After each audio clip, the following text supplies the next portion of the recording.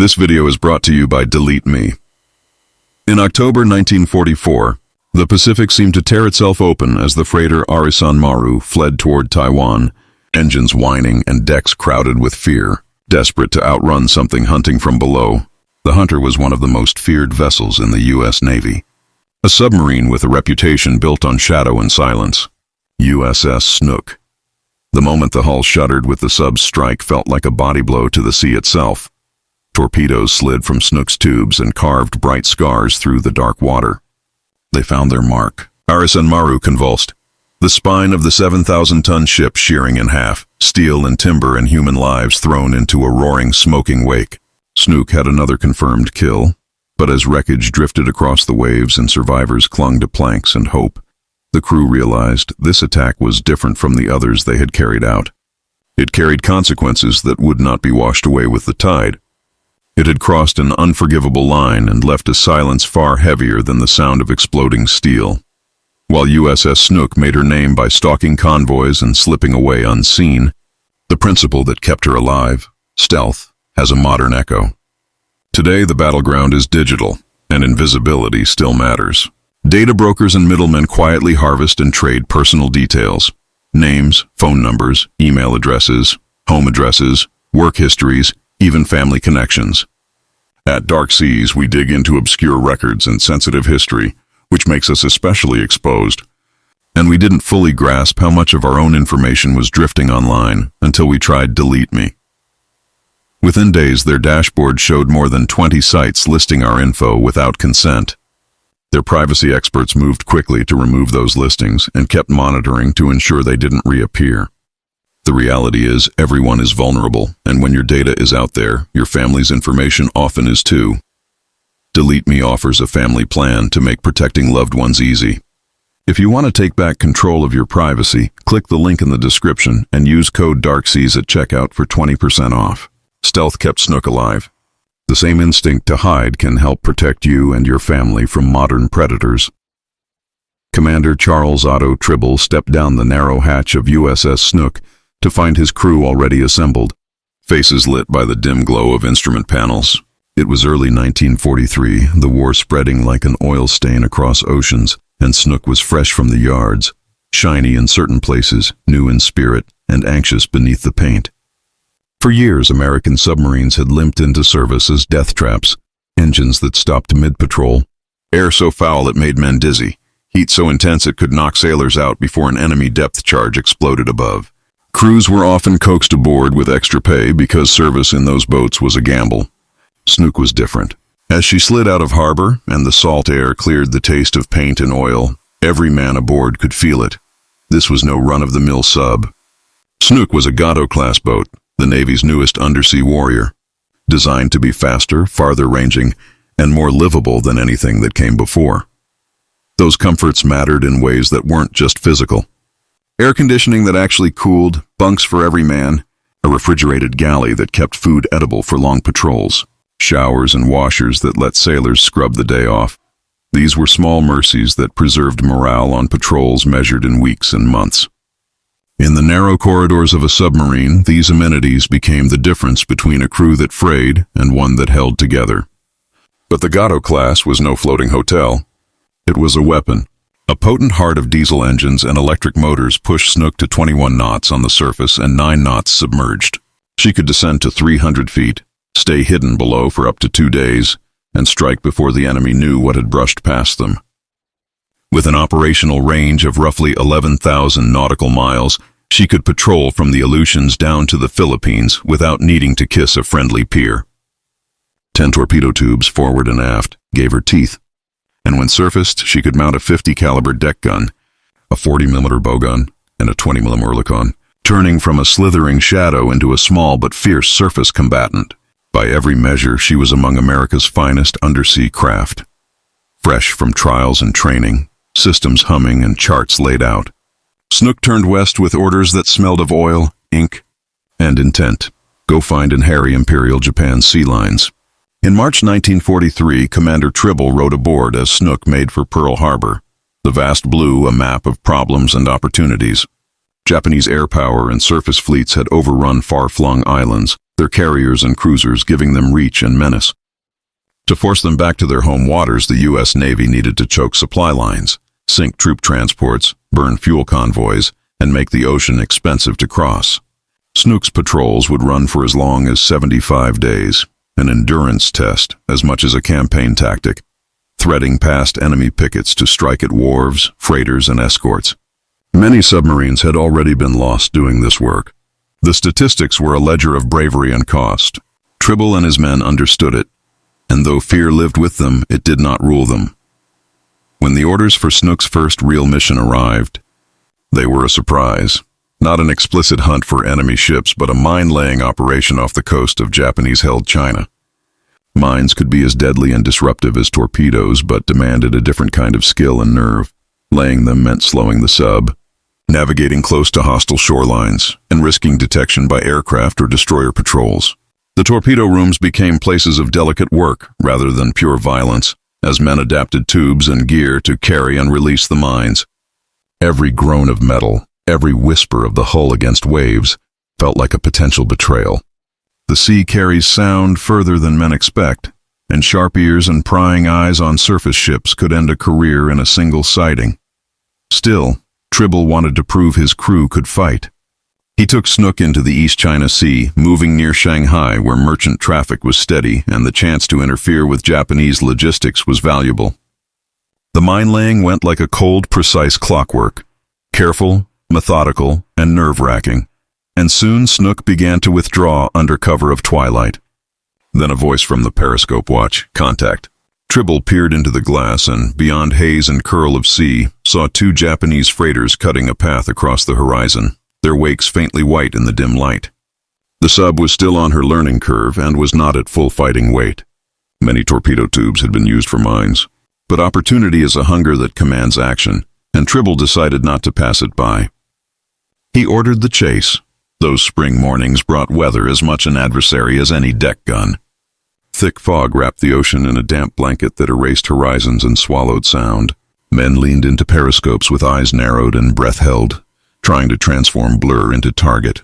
When the fog broke, it offered no mercy. A glassy sea made Snook's periscope a needle in blue, a shape that could be spotted by aircraft or those with binoculars on crowded decks. Every decision was a calculus of risk. Expose more to close with the enemy or fade back and try again later. Tribble understood the value of silence and shadow. Stealth was no mere tactic, it was their lifeline. He ordered the sub to make the maneuvers that would keep them hidden and ready, trusting in training, machinery, and the brittle courage of a crew that had already learned to live on the edge. The men who served on Snook were an assemblage of habits and stories, mechanics who could coax a temperamental diesel back to life, radio men who listened for the smallest change in tone on the wireless, torpedo men who slept with grease under their fingernails. They joked to steady nerves and kept rituals to keep fear honest. A card game, a shared can of coffee, a song hummed under breath. Between the high-stakes moments, periscope scans, the hiss of a tube flooding, the sudden vibration of a nearby depth charge, there were long hours of maintenance and boredom, of cleaning bolts and sharpening wits. That routine bred competence, and when the moment came, a readiness that was quiet and fierce. Snook's hunt would take her across shipping lanes and into the theater of a global conflict where every decision had weight beyond the moment. Each patrol was a chapter in a larger effort, to slow supplies, to force reroutes, to make the sea itself part of the war of attrition. Some encounters ended in explosions and sinking steel, others passed in missed opportunities and long regrets. The crew learned to mark the small survivals as victories, coming home intact after a patrol, a faulty pump fixed in the nick of time, a lookout spotting a threat before it became a crisis. In the long chess match of the Pacific, stealth and patience often won more than daring alone. Snook's story, like so many wartime narratives, is threaded through with the ordinary and the extraordinary, the bland meals, the whispered confessions, the sudden adrenaline of battle, and the dull throb of loss that followed every confirmed sink. In time, the sub's record would grow and the choices they made that misted, morning, when fog hugged the water and targets, slipped past, would be weighed against the harsh ledger of consequence, and the human cost that underwrote every calculated strike. They had no option but to stalk, their prey for hours, engines humming low, closing in inch by inch. As the sun sank and the last light faded, Snook edged close enough to make out the freighter King Maru, its crew moving about unaware they were being followed. It was now or never. Tribble lined up Snook's tubes and ordered the attack. A ripple of torpedoes sliced through the water and struck the freighter hard. The hull shuddered, and the bow began to dip. There was no need for more hits, but the hunt continued. Another freighter ahead was still steaming on, oblivious to its companions sinking behind it. Tribble pushed the boat forward. The engine room answered at full. Snook closed to firing range, but before the order could be given, a shout rang out from the freighter and an alarm sounded. The second ship zigzagged to port, and Snook's salvo missed. Suddenly the sea lit up as the Japanese vessel went into full defensive mode and her deck guns barked furiously. One shell shrieked past, rattling the conning tower. Tribble ordered a dive to get out of range, yet he was not ready to quit. Gritting his teeth, he swung the submarine about, called for tubes to be readied, and gambled on another pass. Torpedoes ran. Japanese guns spat back. A shell headed for Snook, but at the last instant the submarine pivoted and the round splashed harmlessly astern. Snook's torpedoes found their mark, punching into the freighter's belly until her hull cracked open. The enemy gunners continued firing, but Snook was already slipping away out of reach. Only 6 torpedoes remained, but buoyed by their recent success, the crew wanted more. 2 days later, spotters reported another Japanese convoy moving through the Yellow Sea. Tribble and his men knew the script. Approach slowly, strike quickly. Snook crept into position and singled out a 4,000-ton merchant named Maru. Size didn't deter Tribble. When close enough, he released decisive strikes. Maru shuddered under explosions, and before escorts could react, a second ship, Shinsei Maru No. 3, was hit and mortally wounded, her deck splintering as she listed and rolled. Snook kept firing until her torpedo rooms were dry. Most subs would have turned for home, but Tribble drove deeper into enemy waters, threading past patrol lines toward the Japanese coast for one last strike. Alongshore they sighted a lone trawler, small, unescorted, and vulnerable. Lacking torpedoes, Snook surfaced and her gun crews climbed into action, training cannons on the target and opening fire. Shells hammered the trawler, shredding its deck and turning it into floating wreckage. The enemy scarcely had a chance. With Japanese patrols likely to arrive, Snook dove deep before the smoke cleared and set course for base. By the time she returned to Pearl Harbor, Snook was becoming a legend. Her first patrol lasted over a month and left multiple enemy vessels destroyed or badly damaged. Commander Charles Otto Tribble's leadership was noticed. He received the Navy Cross and praise for bringing his ship home despite hostile fire and hazardous navigation. Less than 3 weeks later, Snook was back at sea. Months passed and Snook kept piling up victories. She operated around the Ryukyu Islands, the Marianas, and the waters off Kyushu, hunting day and night. With each patrol, she brought back fresh victims, freighters, troop transports, armed trawlers, yet she also served other roles, shadowing carriers to support airstrikes, surfacing in dangerous seas to rescue downed pilots, and creeping close to enemy shores to gather reconnaissance no plane could. In less than a year, she became one of the Pacific Theater's most prolific and versatile assets. By her 5th patrol, Snook seemed nearly invincible. While prowling near the Bonin Islands, Tribble's radar picked up a massive Japanese convoy, 13 ships screened by destroyers.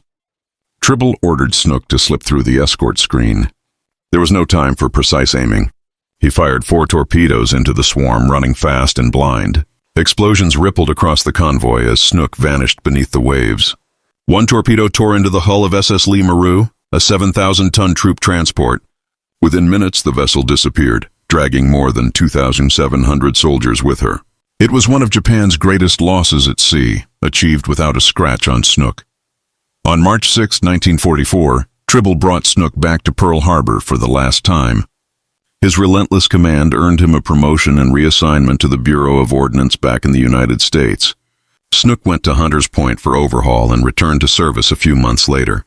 But something had shifted. The curse began on her 6th patrol. Early in the mission, the crew sighted 2 Japanese freighters, routine prey. But torpedoes launched from the forward tubes vanished without a hit as the ships veered away. Snook chased and prowled for weeks, chasing blips and signals, only to be met by silence. She returned to base that time empty-handed for the first time. Navy officials blamed a green commander and an inexperienced crew. Commander George H. Brown would need time to find his rhythm. On Snook's 7th patrol, she joined a wolf pack sweeping the Luzon Strait. Reports said a convoy was moving and the Japanese began to scatter for shelter. The Americans had a narrow window. Snook intercepted a passenger cargo vessel and shattered it with a violent volley. Hours later, she struck a tanker with a single torpedo that ripped open its aft and set the hull ablaze. Before that wreck finished sinking, Snook tracked a lonely freighter bound for Taiwan and fired again, scoring another hit. As Snook turned back toward Pearl Harbor, the crew let out a breath that felt like surrender and relief braided together. Months of tension. The dry streak of patrols that found nothing. The constant low hum of engines and the tiny victories and losses that had become their measure. All of it seemed to loosen for a moment as the familiar shapes of base and harbor returned to the charts. They did not yet know the full human cost of that last engagement. The ship they had sent to the bottom on that 7th patrol was not simply another freighter.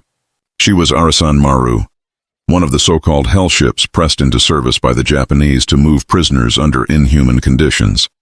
The hold where thousands should have found space and shelter had instead been stacked with men who had already survived camps and beatings, men who were thin, dehydrated, fevered, and packed like cargo. When torpedoes punched into her hull and water rushed the lower decks, chaos and horror followed in a way that numbers on a log could never express. Trapped men clawing through dark corridors, splintered stairwells, an acrid cocktail of fuel, smoke, and salt. Hundreds plunging into open sea and scraping for anything that would float. Of the nearly 2,000 Allied souls on board, only a handful ever returned to safety. For the sailors and officers on Snook, the technical victory turned in an instant into a moral catastrophe. The quiet tally of sunk tonnage became, with the surfacing of intelligence and survivor accounts, one of the war's worst tragedies for Americans at sea. The crew carried that knowledge like a new ballast. Even as they were praised for effectiveness, a sourness settled that no medal could erase. Command rotated and missions shifted.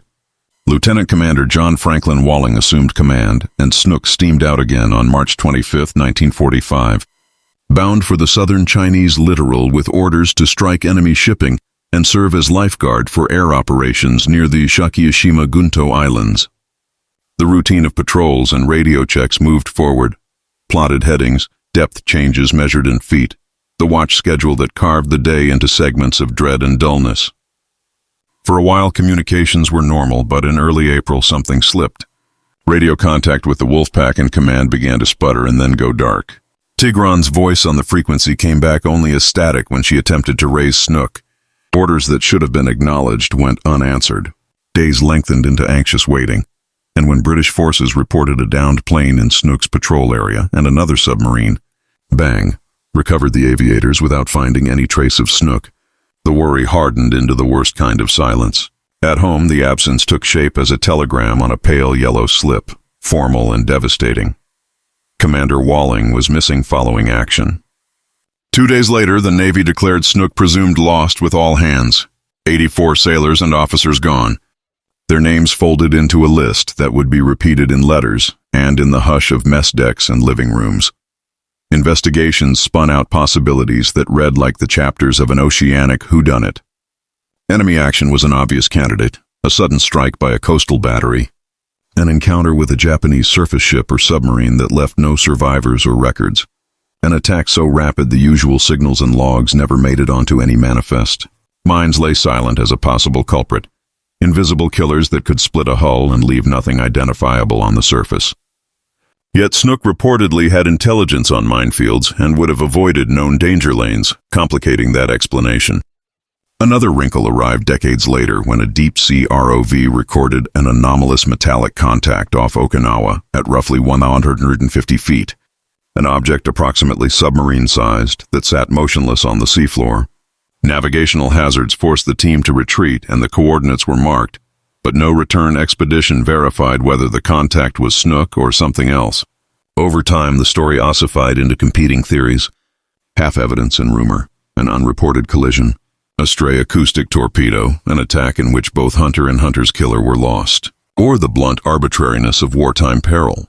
For families and shipmates, the unanswered question mattered more than the plausible explanations. Missing became indistinguishable from dead until a wreck or a log might someday change the record.